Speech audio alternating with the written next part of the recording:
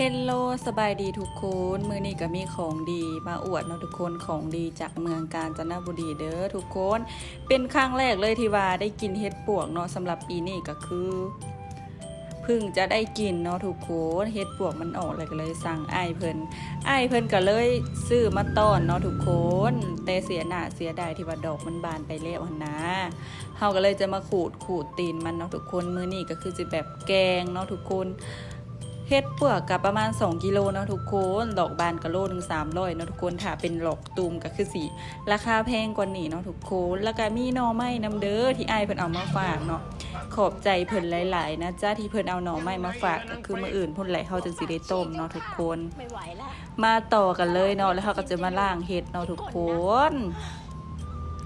แล้วก็เอาน้ำใส่เอาเกลือใส่ไว้ก่อนเนาะทุกคนเพื่อให้ขี้ดินมันออกบอกเลยว่าดอกบานในมันค่อนข้างล้างยากเนาะทุกคนแล้วก็ขี้ดินก็ลายเนาะทุกคนต้องใส่เกลือแล้วก็แช่น้ำเกลือไว้ประมาณ30นาทีหรือว่าชั่วโมงนึงเฮาค่อยมาล้างเนาะทุกคนสำหรับเห็ดเนาะแล้วต่อไปเฮาก็สิถิ่มไว้เนาะทุกคนหลังจากที่ไปตลาดมาเฮาก็สิมาต่อกันเลยเนาะทุกคนเฮาก็จะมาล้างเห็ดที่ว่าเฮาได้แช่น้ำเกลือไว้เนาะ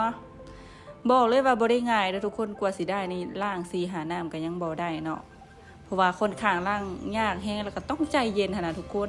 ใจร้อนบ่ได้เฮ็ดหมุนเบิดบ่ได้กินเนาะบอกเลยว่าการที่เฮาสิล้างเฮ็ดเฮาต้องใจเย็นๆมานี่ก็คือล้างแล้วเนาะทุกคนเฮาก็สิมาแกงกันเลยเนาะทุกคน